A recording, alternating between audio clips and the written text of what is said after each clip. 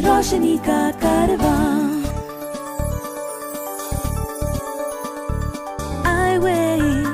इस कार्यक्रम के प्रस्तुतकर्ता हैं Rajiv Gandhi foundation, tech Mahindra foundation और स्कोर फाउंडेशन।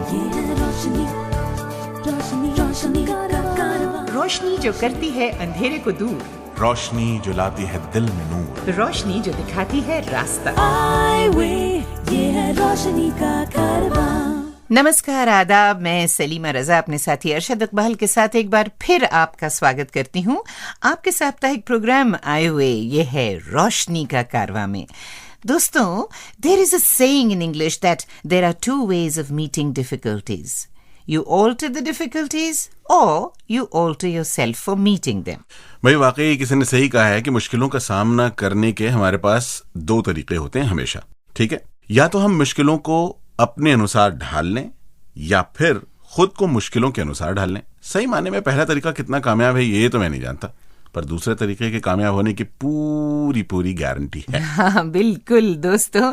अगर दूसरे शब्दों में कहा जाए तो आप परिस्थितियों को अपने मुताबिक नहीं बना सकते, पर अपने को परिस्थितियों के मुताबिक बनाना आपके हाथ में है। तो चलिए इसी के साथ आपका परिचय हमारे आज के मेहमान के साथ कराया जाए। दोस्तों, हमारे आज के मेहमान हैं अहमदाबाद के श्री होमियार मोबेद जी, जो कि एक कंसल्टिंग फिजियोथेरेपिस्ट हैं। जी हाँ, कंसल्टिंग फिजियोथेरेपिस्ट होने के साथ साथ मोबेद जी अहमदाबाद के physiotherapy college for the blind में कोर्स कोऑर्डिनेटर भी हैं। दोस्तों, मोबेद जी बचपन से ही आंशिक रूप से ब्लाइंड हैं। तो चलिए जॉर्ज बात कर रहे हैं हमारे आज के मेहमान जो हैं मोबेद जी से। नमस्कार होमियार मोबेद जी, आपका हमारे कार्यक्रम में स्वागत है। नमस्कार जॉर्ज साहब। मोबेद जी, आपके प्रोफेशनल एक्टिविटीज क्या है एज अ फिजियोथेरेपिस्ट? एक फिजियोथेरेपिस्ट के तौर पे मेरा खुद का एक प्राइवेट प्रैक्टिस है, हमारा खुद का एक क्लिनिक है, और उसके अलावा ऑनररी कोर्स कोऑर्डिनेटर के तौर पे हम physiotherapy college for the blind से जुड़े हुए हैं। तो जब प्राइवेट प्रैक्टिस आप करते हैं तो जाहिर है कि आम लोगों के अंदर एक धारणा होती है कि क्या ये ब्लाइंड फिजियोथेरेपिस्ट हमें एक्चुअली ट्रीट कर पाएगा कि नहीं। तो बिजनेस कैप्चर करने के लिए और अपना प्रैक्टिस बढ़ाने के लिए आप किस प्रकार से प्रयास करते हैं? ये बहुत अहम सवाल है, क्योंकि एक नॉर्मल इंसान जब एक विजुअली इम्पेयर्ड फिजियोथेरेपिस्ट के पास आता है तो उसके मन में कुछ छोटी सी ग्रंथि रहती है कि भाई ये इंसान काम कर सकता है कि नहीं। ये हमारी जो फर्स्ट अपीयरेंस है उसके ऊपर बहुत कुछ है कि हम वो पेशेंट को किस तरह से उसकी हिस्ट्री लेते हैं, उसे किस तरह से समझाते हैं कि उसका कंडीशन क्या है, उसे क्या तकलीफ है। अगर ये हम सही तरह से कर सकते हैं और पेशेंट के अंदर एक कॉन्फिडेंस डाल सकेंगे कि भाई ये इंसान उसका जो सब्जेक्ट है वो जानता है, ये समझता है कि भाई मेरी तकलीफ क्या है, तो वो पेशेंट हमेशा उसके बाद वो ये नहीं देखता है कि विजुअली इम्पेयर्ड फिजियोथेरेपिस्ट है या नॉर्मल फिजियोथेरेपिस्ट है, बल्कि वो हमारी स्किल्स को अप्रिशिएट ज़्यादा करेगा कि भाई इम्पेयरमेंट की बजाय भी वो इतना अच्छा काम कर लेता है। आप विजुअली इम्पेयर्ड है और आपको कैसे पता चला कि आपका आंखों का प्रॉब्लम है? हमारा जो इम्पेयरमेंट है वो रेटिनाइटिस पिगमेंटोसा की वजह से है, और जिसे आप जानते हैं ये हेरिडिटरी डिजीज है। जब हम 4 साल के थे उस वक्त इसका डायग्नोसिस हुआ था। हमारे जो छोटे भाई है वो हमसे 1 साल छोटे हैं, और जब हम दोनों भाई साथ में खेलते थे तो उस वक्त ज्यादा वो जल्दी चीज को पकड़ लेते थे, बॉल को पकड़ लेते थे, तो उसकी वजह से उनको जो पता चला कि भाई इन्हें कुछ तकलीफ लग रही है। तो इसकी वजह से स्कूलिंग में आपको कुछ दिक्कत हुआ था? जी, स्कूलिंग हमारा पूरा सेंट जेवियर्स हाई स्कूल से हुआ था अहमदाबाद में। उस वक्त तो फॉर्चुनेटली थोड़ी आईसाइट सही थी, तो फिर भी हमारे टीचर्स को रिक्वेस्ट करके आगे पहली बेंच पे हमको बिठाया जाता था। कई बार टीचर्स आके हमें साइड से डिक्टेशन भी देते थे भी उन्होंने बोर्ड पे क्या लिखा था। जी, और स्कूलिंग के बाद आपने किस स्ट्रीम में गए आप? स्कूल फिनिश करने के बाद 12th साइंस हमने किया था जी, पर उस वक्त ही थोड़ी तकलीफ ज़्यादा होने लगी थी जी, और उसके बाद हमने फिजियोथेरेपी की उस तरफ रुझान बढ़ी। हमारे एक रिश्तेदार ने हमें बताया कि ब्लाइंड के लिए एक फिजियोथेरेपी कोर्स शुरू हुआ है, वो 1982 की बात थी। ये शायद आप ब्लाइंड पीपल्स एसोसिएशन में किया होगा? जी बिल्कुल, ये 2 साल का सर्टिफिकेट लेवल कोर्स था। डिप्लोमा लेवल जब हमने कंप्लीट किया तो उसमें काफ़ी हमारी जो स्किल्स थी वो एनहांस करी हमने, और एनहांसमेंट के बाद जैसे प्रैक्टिस में नो डाउट उसका फ़र्क हमने देखा ही है। चलिए होमियर जी, हम लोग एक गाना सुनते हैं अभी।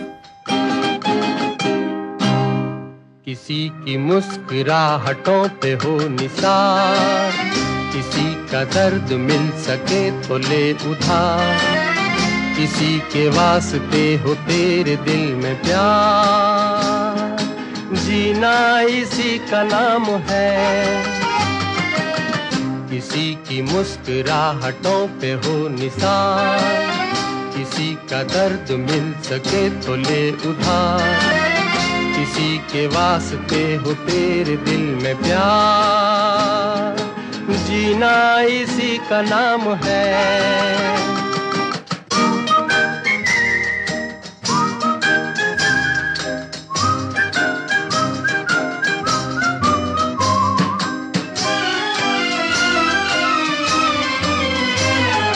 माना अपनी जेब से फकीर हैं, फिर भी यारो दिल के हम अमीर हैं।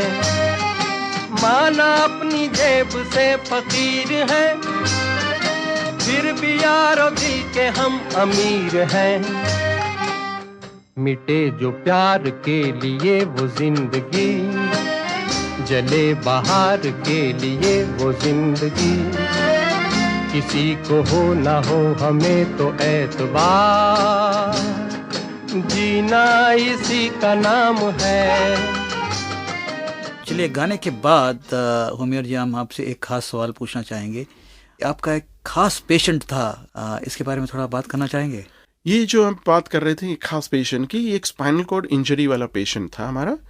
भुज में जो अर्थक्वेक हुआ था 2001 के बाद, तो 2001 के अर्थक्वेक के बाद हम वहाँ पे चीफ रिहैबिलिटेशन एक्सपर्ट के तौर पे हम वहाँ पे गए थे। तो ये जो फिजियोथेरेपी की ओपीडी हमारी वहाँ चलती थी, उस वक्त ये लेडी आई थी, करीबन 30 साल की पेशेंट थी। और जब हमारे पास आई थी तो बिल्कुल दोनों पैर से बिल्कुल चल नहीं पा रही थी, दोनों पैरों में पैराप्लेजिया था। और उस वक्त वो काफ़ी डिस्टर्ब थी, उसकी फैमिली सपोर्ट भी उसका बहुत कम हो गया था। लोगों ने बोला था कि अभी ये कुछ नहीं कर सकती, तो उसको छोड़ने की नौबत आ गई थी। तो उस वक्त से जो हमने उनके साथ रिहैबिलिटेशन शुरू किया जी, और जो रिजल्ट्स हमने पाए उनमें जी, और उसके बाद जो फैमिली को काउंसिल करके एक रीयूनियन हुआ हस्बैंड वाइफ का, और जो एक फैमिली लाइफ हमने एक मदद की उनकी, तो वो काफ़ी अहम है हमारे लिए कि एक इंसान की ज़िंदगी को टूटते हुए हमने बचाई। तो आपके प्रोफेशनल जीवन से हम चलते हैं आपके पारिवारिक जीवन, इसके बारे में थोड़ा बताएंगे? जी, हमारी शादी एक नॉर्मल साइटेड लेडी से हुई थी करीबन 15 साल पहले। और खुशनसीबी की बात यह है कि वो हमारी एक पेशेंट थी जी।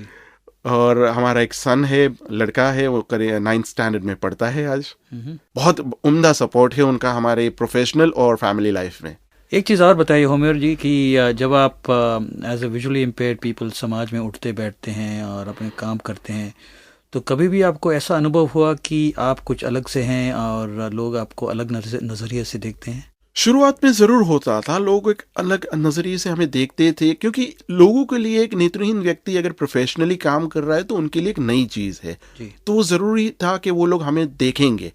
पर धीरे धीरे हम खुद भी उस चीज़ से एक्सेप्ट करते गए कि भाई ये लोग हमें तो देखेंगे, हमें हमारा काम प्रोफेशनली करना है। तो लोगों के नज़रिए में हमें इतना ज़रूर भरोसा लाना है कि भाई एक नॉर्मल व्यक्ति की तरह एक नेत्रहीन व्यक्ति भी खुद अच्छी तरह से प्रोफेशनली काम कर सकता है, और उसमें कोई विजन के हिसाब से उसकी प्रोफेशन में कोई तकलीफ होनी नहीं चाहिए। अगर उसकी जो एजुकेशन सही है तो उसकी प्रोफेशनल लाइफ में कोई भी तफावत नहीं आना चाहिए। जैसे जैसे आप बड़े होते गए तो आपको ज़रूर महसूस हुआ कि आपका विजन जल्दी ख़राब हो रही है, तो आपने उस वक्त कुछ खास स्टेप्स लिया अपने आप को संभालने के लिए? हम जानते थे कि आरपी का कोई इलाज नहीं है और ना ही इसे मेंटेन करने में आजकल कोई ऐसी कोई शोध हुई है कि जिससे आरपी का विजन सक्सेसफुली मेंटेन हो सके जी। तो अगर हम उसके साथ लड़ते रहते, जिंदगी के साथ लड़के रहते कि भाई हमारे साथ ऐसा क्यों हुआ, तो हम कभी आगे नहीं आ पाते जी। तो एक्सेप्टेंस हमारे लिए बहुत बड़ी चीज़ थी कि भाई हाँ, हमें तकलीफ है तो है, हमसे कई ज़्यादा तकलीफ के साथ लोग जीते हैं, हमें तो सिर्फ एक विजन का प्रॉब्लम है। तो आपके ज़िंदगी में अगर आप झांक के देखते हैं और अपने अनुभव से आप हमारे सुनने वालों को कुछ कहना चाहेंगे? ज़रूर यही कहेंगे जॉर्ज साहब कि विजुअली इम्पेयरमेंट कोई ऐसी तकलीफ नहीं है कि जिससे आप अब हताश हो जाए, निराश हो जाए और ज़िंदगी जीना छोड़ दे। ये तो एक छोटी सी तकलीफ है। अगर आपकी हिम्मत है, हौसला है और आपके अंदर एक स्किल है, हुनर है कोई भी चीज़ में, मानो फिजियोथेरेपी हो या आप लेक्चरर हो या आप संगीतकार हो, बस उसी के अंदर आप आगे चलते जाए, रास्ता खुद निकल जाएगा। बहुत बहुत शुक्रिया होमियर जी, आपने हमसे बात किया। Thank you very much. Thank you sir. दोस्तों, एक बेहद जरूरी बात आपसे कहनी है कि हमारा हेल्प डेस्क नंबर बदल चुका है। अब 011-460-70-380 पर सोमवार से शुक्रवार के बीच सुबह 11 बजे से शाम 5 बजे तक हमें कॉल कर सकते हैं, या हमारी वेबसाइट www.iway.org पर विजिट कर सकते हैं। हाईवे ये है रोशनी का कारवां। होमियर मोबिट जी की आवाज सुनकर ये एक पॉजिटिव एनर्जी, विनम्रता और एक काम एंड पीसफुल किस्म के आदमी मालूम होते हैं, क्यों अरशद? हाँ, बिल्कुल सही कहा आपने। साथियों, हम जिस शख्सियत के बारे में आज बातें करने जा रहे हैं वो इस बात की जीती जागती मिसाल है कि कला आंखों की मोहताज नहीं है, इसे दिल से भी बयान किया जा सकता है। बिल्कुल सही कहा। हम बात कर रहे हैं अमेरिका की अलीसा गैब्रिएल की, जिनकी बनाई पेंटिंग्स और मूर्तियों में इनकी अद्भुत कला की झलक साफ देखने को मिलती है। और आज अलीसा की इन खूबसूरत रचनाओं को बयान करने के लिए स्टूडियो में हमारे साथ मौजूद हैं हम सब की चहेती अदाकारा काजोल। अलीसा गैब्रिएल एक बेहतरीन शिल्पकार और चित्रकार, जिनकी कला का केंद्र बिंदु ही नारी के सौंदर्य और उसकी गरिमा को निखार कर दर्शाना है। लगभग पूरी तरह दृष्टिहीन होते हुए भी अलीसा अपने अंदर छुपे कलाकार को लगातार कला के विभिन्न माध्यमों के जरिए व्यक्त करती आई है। नारी के सौंदर्य को दर्शाने का उनका अपना एक अलग ही अंदाज है, जो हमारे सीमित विचारों को चुनौती देते हुए असली नारीत्व को बयान करता है। उनके बनाए रंगीन कैनवसेस पर नारी एक बोल्ड, सेंशुअल और फेमिनिन अवतार में दिखाई देती है। और जहां तक शिल्पकारी का सवाल है, तो उसके लिए अलीसा चिकनी मिट्टी का इस्तेमाल करती है, ताकि हाथ से महसूस करते हुए वो मेल खाता आकार दे सके। अलीसा की बनाई पेंटिंग्स अपने आप में कई तस्वीरों का समागम लिए होती हैं, जिन्हें ज्यादा देर तक देखते रहने से दर्शक इनका नया अर्थ निकालते हुए इनमें नई तस्वीरें तलाशने लगते हैं। मानवीय विचारों की इन्हीं जटिलताओं को अलीसा ने बड़ी खूबसूरती से ड्रीमर और बॉडी एंड सोल नामक अपनी 2 पेंटिंग्स में दर्शाया है। उनकी कला को यूएस और इटली दोनों जगहों पर प्रदर्शित किया जाता है और अंतर्राष्ट्रीय स्तर पर बेचा जाता है। उनकी कला की मांग का अंदाजा तो इसी बात से लगाया जा सकता है कि उनकी स्टूडियो में आने वाले लोग फिनिशिंग टचेस देने से पहले ही उनकी बनाई मूर्तियों को खरीद कर ले जाते हैं। नारी के सौंदर्य को व्यक्त करने के अपने अनोखे और रचनात्मक तरीके से अलीसा ने यह साबित कर दिखाया है कि कला आंखों की मोहताज नहीं है, इसे दिल से भी बयां किया जा सकता है।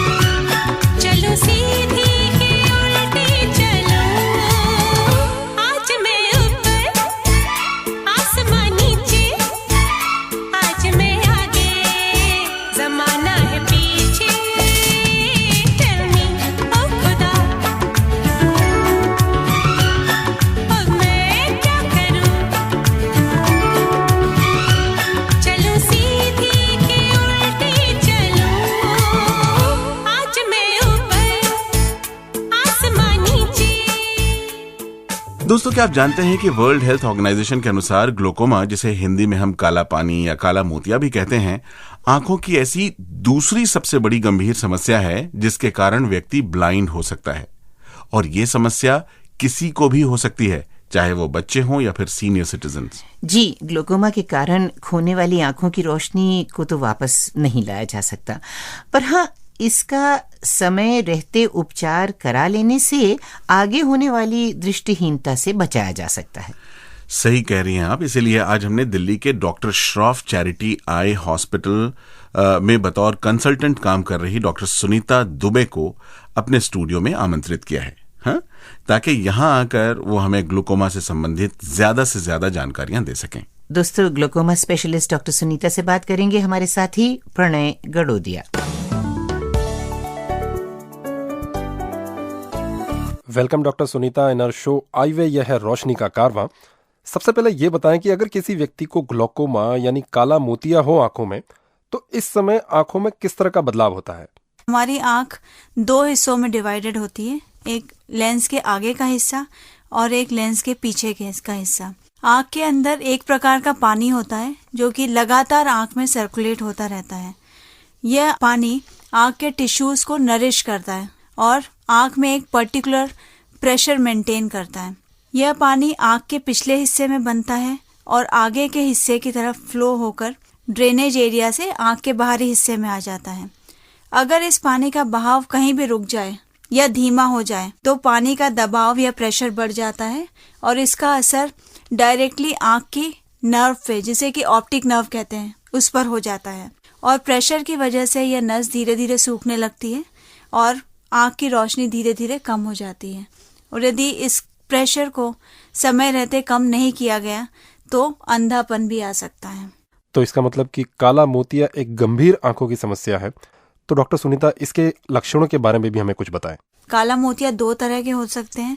एक तो क्रॉनिक फॉर्म, जिसमें आंख का प्रेशर धीरे धीरे करके बढ़ता है और पेशेंट को कोई सिम्टम्स या लक्षण नहीं होते। उसमें रोशनी पेरिफेरी से या साइड से कम होने लगती है और धीरे धीरे करके सेंटर या बीच तक आ जाती है। इस अवस्था में पेशेंट यदि सामने चल रहा है तो उसको बाजू की या साइड की चीज, यदि वो ड्राइव कर रहा है, कार चला रहा है, तो उसे सिर्फ सामने का नजर आएगा और आसपास के जो वाहन है वो नजर नहीं आएंगे। या फिर वो सीधे चल रहा है तो उसको जमीन पे पड़ी हुई चीजें नहीं नजर आएंगी। तो जब तक ये सिम्टम्स आते हैं तब तक काफी नर्व्स में डैमेज हो चुका होता है। दूसरा एक फॉर्म होता है जिसमें कुछ लक्षण होते हैं जो कि एक्यूट फॉर्म है। उसमें जैसा कि मैंने बताया था कि आंख का ड्रेनेज एरिया एकदम से ब्लॉक हो जाता है तो उससे प्रेशर एकदम से बढ़ जाता है और एकदम से प्रेशर बढ़ने की वजह से आंख में दर्द हो सकता है, रोशनी कम हो सकती है, ब्लरिंग ऑफ विजन हो सकता है, रोशनी के आसपास गोले नजर आ सकते हैं। तो ये सिम्टम्स होते हैं प्रेशर बढ़ने के। ओके डॉक्टर सुनीता, ये भी बताएं कि कौन लोग इसके रिस्क पे है, किन लोगों को काला मोतिया हो सकता है? वो पेशेंट ज्यादा रिस्क पे होते हैं जिनकी फैमिली में या परिवार में इमीडिएट रिलेटिव होते हैं, जैसे कि माता पिता, भाई बहन, चाचा, मामा या फिर दादा दादी, नाना नानी। दूसरी कंडीशन ये है कि यदि किसी को बहुत ज्यादा चश्मे का नंबर हो, प्लस में या माइनस में। दूसरा, जो हमें शरीर में और तरह की बीमारियां जैसे कि डायबिटीज या ब्लड प्रेशर हो, तो उन पेशेंट्स में भी काला मोतिया होने के ज्यादा चांसेस होते हैं। कुछ दवाइयां जैसे कि स्टेरॉइड्स, जो कि बहुत ही कॉमनली प्रिस्क्राइब्ड सामान्यतः किसी भी एलर्जी के लिए, जैसे कि अस्थमा, तो ये दवाइयां काफी रेगुलरली यूज में आती है। और स्टेरॉइड्स का लॉन्ग टर्म यूज या उसको हम ज्यादा दिन तक यूज करें, महीने 2 महीने या उससे ज्यादा, तो वो आंख का प्रेशर बढ़ा सकते हैं। तो ये सारे पेशेंट्स ज्यादा रिस्क पे होते हैं। इन्हें तुरंत डॉक्टर की सलाह लेनी चाहिए ये देखने के लिए कि काला मोतिया तो नहीं है। Right doctor Sunita. दोस्तों, अगर आप अपनी आंखों का जादू बरकरार रखना चाहते हैं तो बहुत जरूरी है कि आप अपनी आंखों की अच्छी तरह से देखभाल करें। गाने के उस पार आपको बताएंगे कि किस तरह से काला मोतिया से बचा जा सकता है और इसके क्या इलाज उपलब्ध है। पहली नजर में कैसा जादू कर दिया, तेरा बन बैठा है मेरा जिया। जाने क्या होगा क्या पता, इस पल को मिलके आज ही ले जरा। मैं हूँ यहाँ, तू है यहाँ, मेरी बाहों में आ भी जा। ओ जाने जा दोनों जहाँ, मेरी बाहों में आ भूल जा।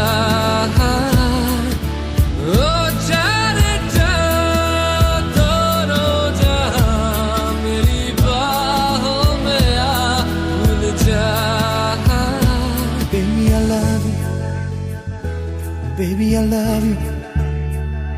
Baby, I love you. दोस्तों अब जानते हैं कि काला मोतिया से कैसे बचा जा सकता है। डॉक्टर सुनीता प्लीज हमें इसके बारे में भी कुछ बताएं।